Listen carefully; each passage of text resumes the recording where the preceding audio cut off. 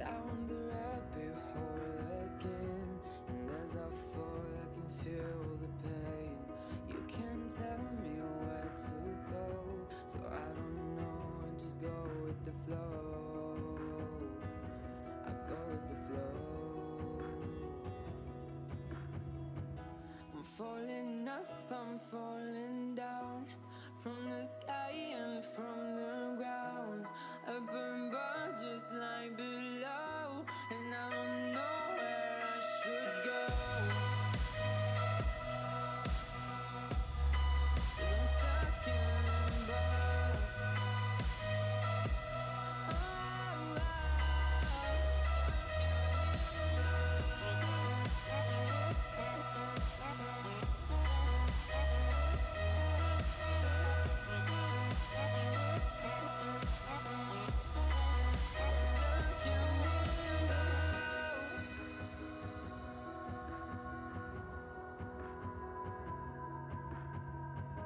I'm out of love, but I guess I deserved it. Trying to hide, to pass you by.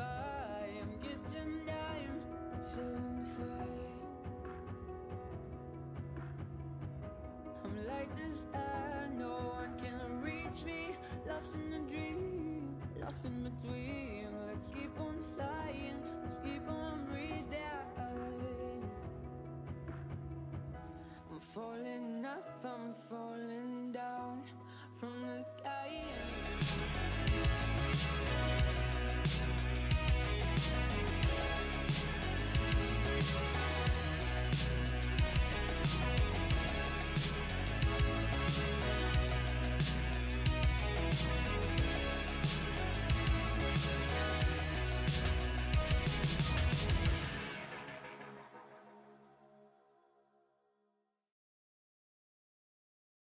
Hi everybody. Okay, yes, we're back. Yes, it's funny that the stream went out. It's working now. I think everyone's smiling, looking happy. Sorry for that. We have a bad case of the Mondays, or at least the computer of the producer does. I see our boss Martin is in the chat, so expect a firing email any second now. Luckily, this guy isn't on stream. We'll try to take the blame for it, right? Prof, Striker, good to see you guys again. And then we have, as a special guest this week, Nemanja Nexa. How are you doing, Nexa? Hey guys, I'm doing really well. So sorry for that little bit of delay in your first showing on the show. It's like, I guess it's expected from a CS production, right? Well, it's expected when you live in Serbia and you played a lot of Serbian lands. You get used to the delays and everything that comes with it. Yeah, I feel you, man. I feel you. And then supposedly Denmark is this country with beautiful internet infrastructure, and shit just doesn't work when it has to, right? Thanks so much for joining us, Nemanja. We're going to be talking a little bit to you about your career so far and how you're doing with your new team, Valiance. And then you're going to help us try and analyze and dissect some of the recent going-ons in the scene. We're going to be looking at DH Atlanta, some of the minors stuff that's been discussed, and you can see in the bar there what we're going to be talking about. So let's start out with the stuff about you, Nexa. I was doing some research for a little guest profile that we always do, and I was looking at the first thing I always do is go to the stats page for the player that we have on HLTV, and there were a surprising amount, or not surprising, but there were a hefty amount of positive ratings there. So it's been going well for you, at least the most part of your career so far. Just to get us up to speed, you joined Valiance not too long ago. How did that came to be? Well, I think both like Valiance and Imperial were like in a downfall, and like both teams had nothing really going for them. So I think it was Pekka and Pekka, who's like the general manager of Valiance, and Neil, who was our coach in Imperial. They kind of got together at that meeting in Berlin for like Unicorn League, and they started talking about how potentially we could be like a really sick team if we like brought like the best of both teams into just like one team, and that's like where it all started. And then after like a few months, we had nothing. Like both teams couldn't do anything. We couldn't qualify for the close qualifier for the minor, and like we couldn't do anything. So we just decided to like merge, you could say, and then on the first try we qualified for the minor, and like things have been looking really, really good for us so far. Yeah, you also won the WESG Serbia, which qualified you for, I think, the World Finals, right, in China? Yep. And some tournaments coming up for you as well. How have the first few weeks been on the team? I mean, the results are one thing, but what about the atmosphere? Well, as starters, Letny and Hunter haven't been like in international teams before, so like the adjustment on talking only in English has been a bit difficult, but I think with time we'll get that sorted as well. I think it's especially hard on Letny, who has to like call on English for the first time in his life, but I don't think we'll have like any issues with that in the future. And as far as like the atmosphere goes and everything, I think it's really great, really great. And everyone is just positive, and yeah. I mean, winning will do that to you, right? Yeah, exactly. So before you got to this point, you've obviously been someone who we as the community have been talking about for a while now, starting, I think, for most people's around the WESG games that you played against, among others, Virtus Pro. I think it was 2 years ago, with some pretty good ratings at that event. That it was in Kiev, right? Yeah. So what's it been like then, being sort of on the radar, but not really up there with the really, really big names, but still doing well? Well, that was like my first international event right there. We basically just played the qualifier for WSG as a mix, and then in finals we beat Nation, who was like my team before that, and then they kicked me because I was underperforming, I wasn't really good, and all the other excuses and things that went with it. And then we met them at the finals, and the winner would qualify, and we just performed even as a mix much better than them, and then we qualified, and I had a really great showing there. I mean, we came in there with nothing to lose. We would just play like a puggy based play style, and I don't know, it was like a really good day for me, and I was hitting all my shots, and that's where like the positive rating and the results came for. And then later on, then you were picked up by Renegades. I see already some people, sorry Nick, so there are some people who want to know about that period in your life as well, going across the Atlantic to play in America for Renegades, which, again, looking at that sheet with stats I was looking at, that was when it took a turn for the worse, right? Yeah. And you were also calling for that team, something that obviously, you've said this before, didn't really fit you. How was that? How was that feeling for you afterwards, when you were caught after the minor showing? Well, that was just a really depressing part of my life right there.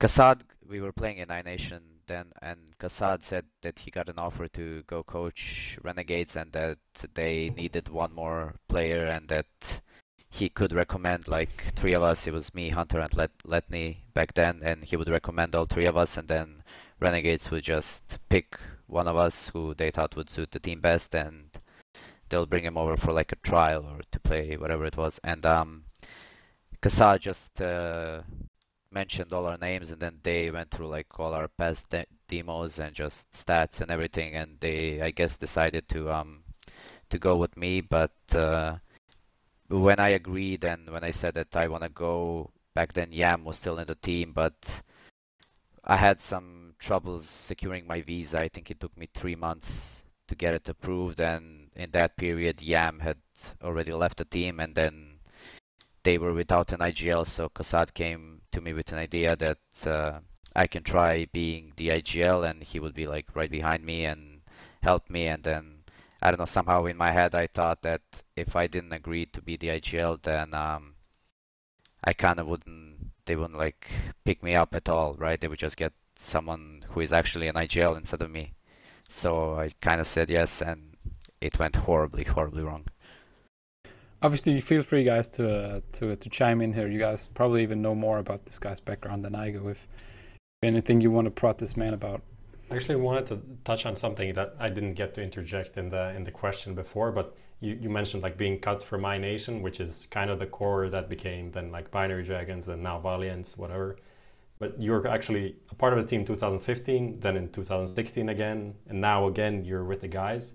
But a lot of people, after they kind of get one shot at a team like that, they don't get like the second shot ever. Like, do you think that you kind of even though you get removed from the team, you kind of leave a good impression on players. Even like the Renegades guys also talk positively about you. Like it seems like you kind of have a way of getting along with people that helps you in your career, like along the whole career. Yeah, the problem I always had was like more mentally, you could say, right? I had like really big problems with stage fright and stuff like that, and I would get nervous a lot. My hands would get sweaty, like shaking and stuff like that. So when I would join a new team, I would be really nervous trying to like perform to show like my good side, have like positive rating, whatever.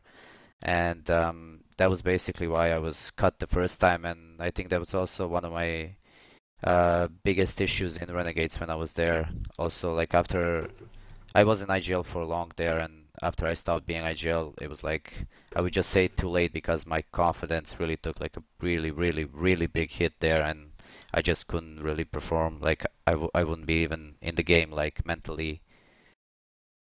I mean, you were talking about, actually you answered like a part of the question that I wanted to ask, which was about like if that pressure of like being the IGL kind of got to you and then you never really recovered.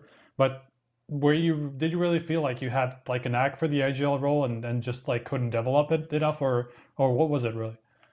Well, I couldn't say like what it was exactly. I think just the play style that Renegades had, that it wasn't really like my style of calling. I was just calling what Kassad would tell me and how Kassad would want me to call, right? And I guess if you were following Imperial for like the past 3 or 6 months, something like in between, when I was calling, you would have noticed that like my calling, like my play style is so much different than what it was in Renegades, right? I like to call like loose and buggy rounds, and I think if maybe I don't want to like say anything with certainty, if I had a chance to like call my play style and how I would actually call the rounds back in Renegades, things might have went like differently. Mhm. I just wanted to ask as well, like Lars mentioned the WSG tournament where you kind of broke out, let's say. A lot of people noticed you there, but also around the same time I think you qualified for FPL, you started playing FPL. So what do you think, like what got you more attention from like international teams and stuff like that? I would still say that it was FPL. I mean, I had one good LAN, and that can change like people's careers, right? But I think it was just FPL that FPL was like the thing that made me the player that I am today, just playing with pro players every day and night, right? So grinding the games, seeing how they respond to some situation, improving my English while playing with them, improving my communication in general. And I think FPL is like a really important part to furthering your career, I would say. Yeah. How But long is did that it also, take? I'm sorry. I wanted to say, like, how long did it take, like the whole period, like process of getting to FPL? Obviously, everyone plays Face It, like in Europe at least. But when did you decide, like, okay, I want to qualify for FPL and start grinding? How did that process go? When FPLC was like introduced to Face It, I was one of the first guys who was invited to the league. So I would say like the idea of getting into FPL was from the beginning of FPLC, and I was grinding it every single month until like I finally managed to just place top 2 in the qualifier and qualify.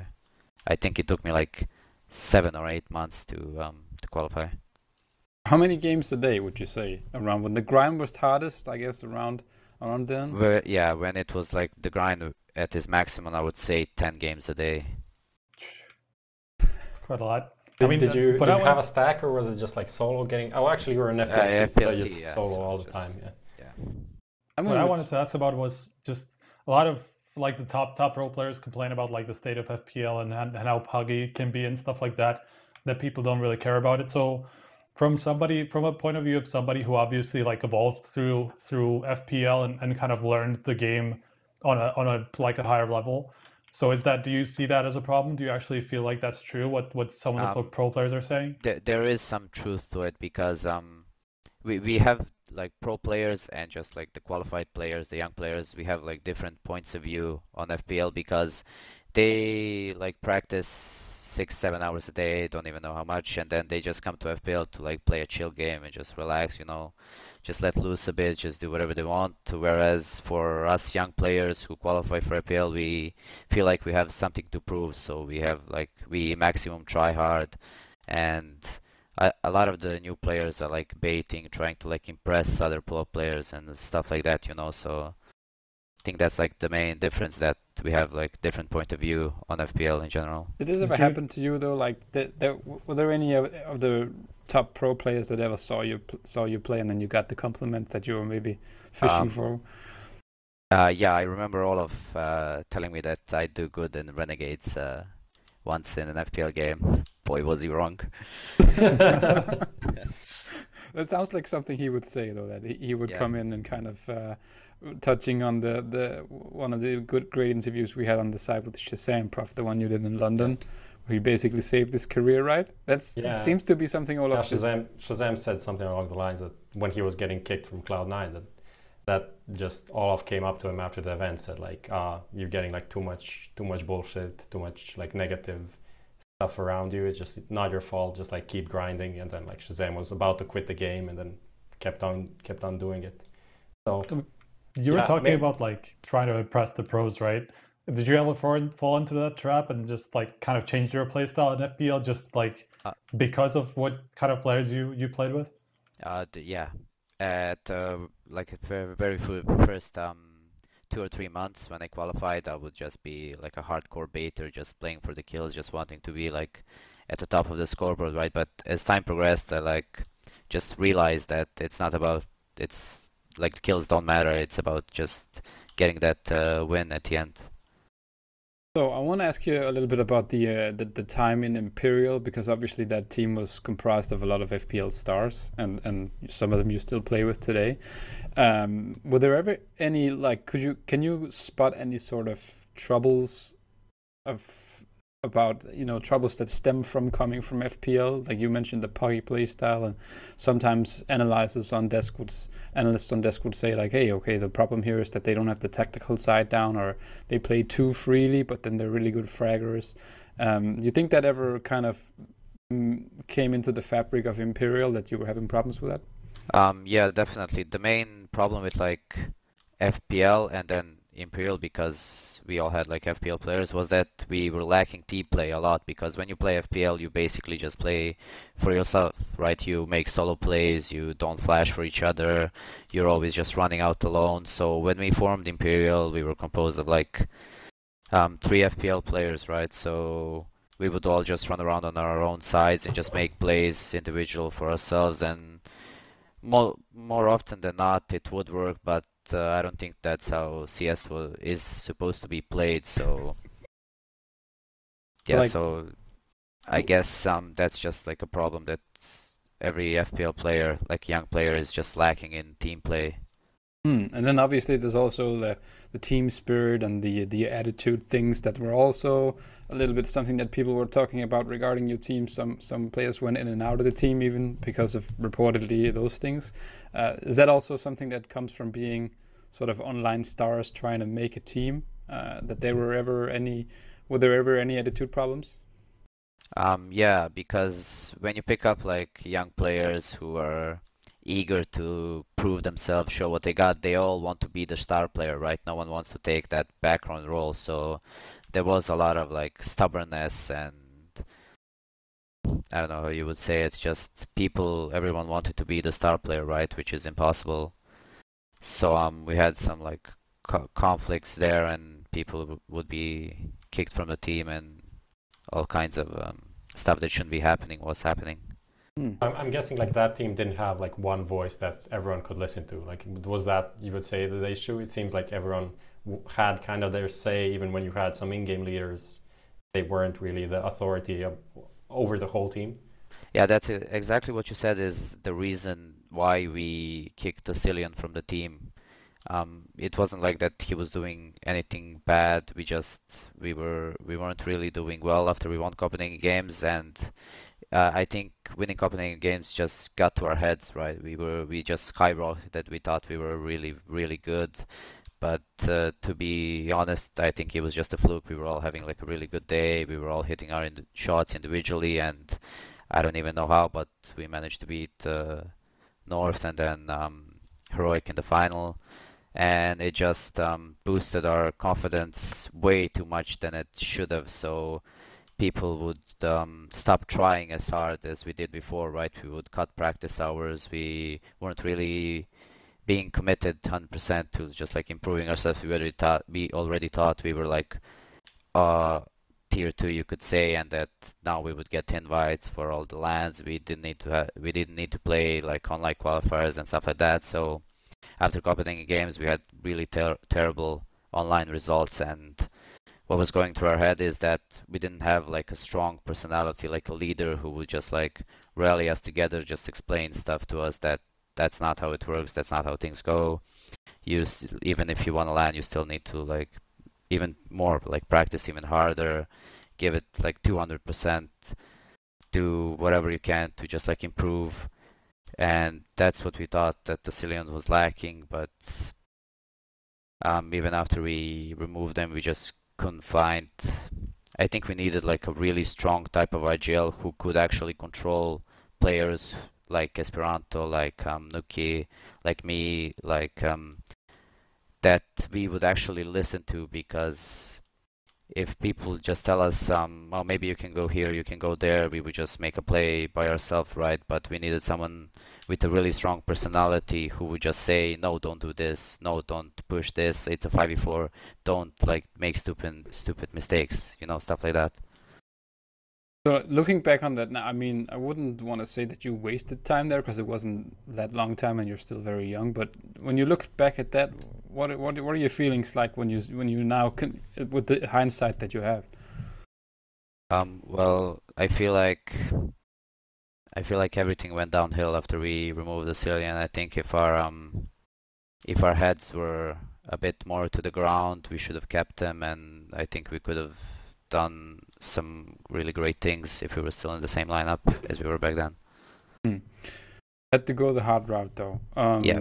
So now that we're talking about, we're on the topic of like strong authority, whatever. Like, what role does Neil M have in the team? Like, he obviously kind of tries to control the guys, and like I don't know. I can really see him like being the mega authoritative guy, maybe more like joking, friendly, pushing you in the right direction. Like, what is his kind of style? That's exactly what his style is.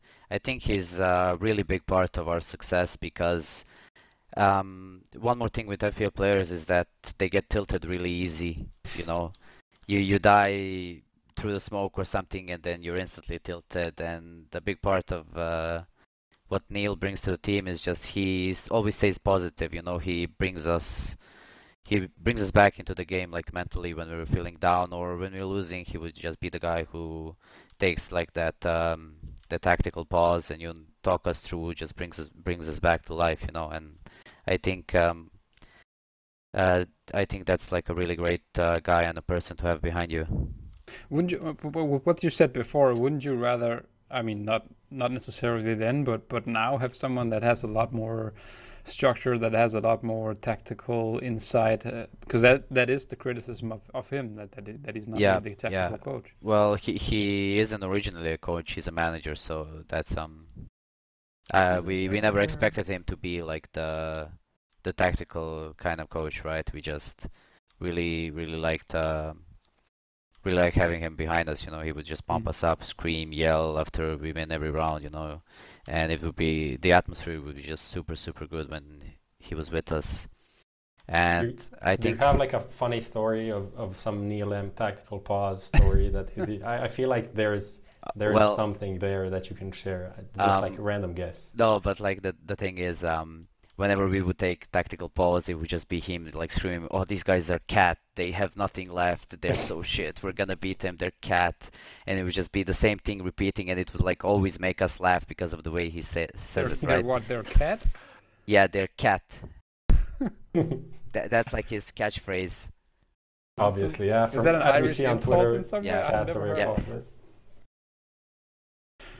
So, before moving on to the next subject, Nemanja, let's Tisats from chat wants to know if when you played for Imperial, if the Lithuanian guys spoke Lithuanian sometimes in game. I guess. Yeah, they did a lot, and it was one of the issues we had with like having 3 Lithuanians on the team, and why we really couldn't like keep that going. Why one of those Lithuanians had to go, because there was like way too much Lithuanian. So and we now would, and like, now you have 3 Serbs, right? So where does that put you? It puts us in the same boat, right? We are talking quite a bit Serbian, but I think we're trying our best to just like keep it to a bare minimum, right? But we don't use Serbian when we play the games, right? Which is the difference between like 3 Lithuanians and 3 Serbians, I would say. They would like use Lithuanian like mid game, like in 3v3 clutch situations. Like there would be 2 of them talking Lithuanian, and I would be the 3rd guy alive, and I'm like, what's happening, guys? Talk English, please. I don't understand. That sounds like FPL, all right. Yeah. So Rusty James asks if you speak Serbian when Otto and Esperanto then die. Yeah, sometimes when it's like a 2v2 and it's me and Letny or me and Hunter alive, sometimes it's like, for now it's easier to just like communicate what we want to do in Serbian, but we're also trying to change that, and just because sooner or later like they're gonna have to, like Letny and Hunter are gonna have to get used to just speaking full on English all the time, so I guess that was really one of the stuff that's some of the stuff we also talked about, right, Prof, when this move happened. That is this still a Serbian team? What is it really, right? Yeah, this is kind of weird because it, in theory, now with Hunter change, like the flag changed, so that's a big thing. Yeah. Now you actually have like 3 Serbians again, so it's like the Serbian like Valiance flag on HLTV. But like the way I see it, it's more of an international team. Yeah, it's definitely international. Yeah. All right, so let's move on to the next episode here. This is the 12th episode. We're not going to skip one. The next subject. You were talking about FPL stars, and obviously I think also nexa, you were probably watching one of your FPL buddies this weekend, right? Because DH DreamHack Atlanta went down, which Vitality obviously took their first LAN and their debut, which they won. Before we get into talking about the man of the hour, the man of the weekend, Saiwu, let's watch one of his highlights from the Luminosity game. Okay.